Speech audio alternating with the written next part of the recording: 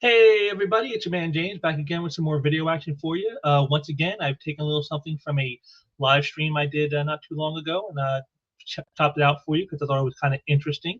Normally on this channel I don't do too much talking about myself, but this is a little personal story about me, about something that happened to me about 25 years ago, something that was kind of interesting, and I thought maybe you guys would enjoy it. And I'm going to start probably doing more of this, where I take out little snippets from some of my past live streams to bring you the content in there, because I know for some folks it's tough sitting there for like an hour or two or three for a live stream to go through it all. And so I'm just going to start trying to give you guys some of the bits of wisdom and fun that can be found in some of these, and this is one of those. So it's a little fun story from my past. Like I said, I don't normally talk about myself too much, but this is kind of a rare exception because I thought it was something worthwhile. So I hope you guys will check it out and enjoy that. And please keep supporting the channel as you've been doing for a while now. I appreciate all the support, all the likes, all the comments, all the subscriptions. Please keep that going, and do enjoy this little jaunt into my personal past that is one that I thought was kind of interesting, and I hope you find it that way too.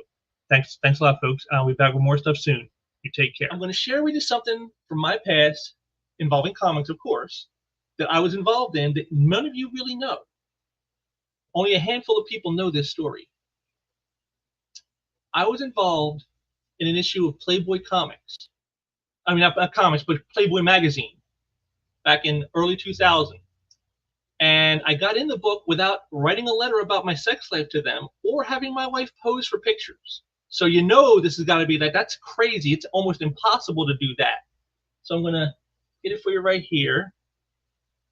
And this is the issue, the April of 2000 issue with Bijou Phillips on the cover.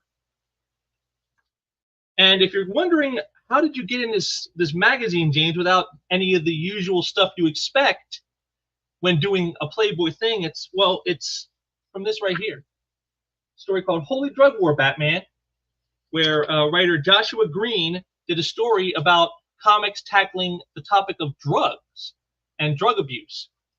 And I got in this because I was a reference source for him. He had contacted me, pretty much out of the blue. He told me he was with Playboy. I'm doing this story on drug abuse and comics and how they, deal with that and things like that. And he asked me for reference books. And so I gave him all this stuff. I said, Amazing Spider-Man 96 to 98, Batman, Legends of the Dark Knight, 16 to 2021, the Venom storyline. I point out Green Lantern, Green Arrow number 85 and 86. I point out all these books that were connected to like the drug issue. And if I show you this right here in the story, this right here, that was the copy of the book I owned at the time. Now remember, this is back in 2000, so I still have my original comic collection that I had spent years building that I ended up having to sell in 2010.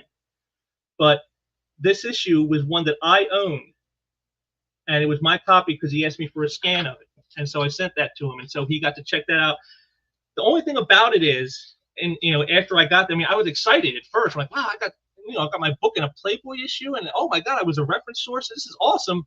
But the thing is his whole story is how comics don't treat the drug addiction epidemic as like a serious thing. And it's like, well, but it's superhero comics. They're not there to preach messages like that. At least they're not supposed to be, and we know today that's what they do, and that's why they suck and nobody buys them.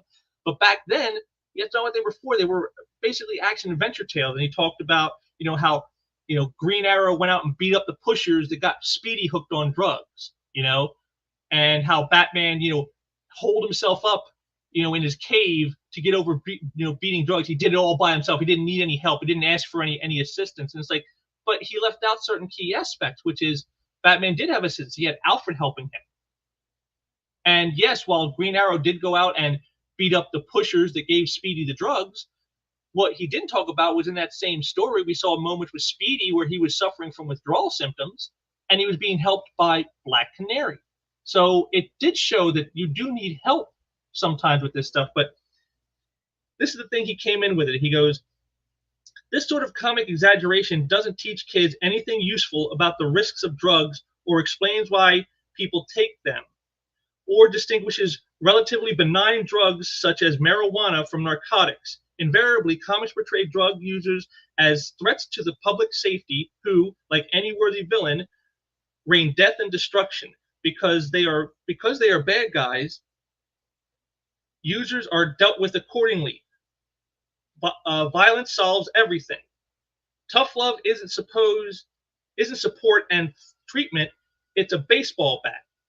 The problem of addiction is framed as a shameful moral failing to be dealt with alone and in private. With a kid, what kid is going to ask for help with drugs if Batman tells him it's for pussies?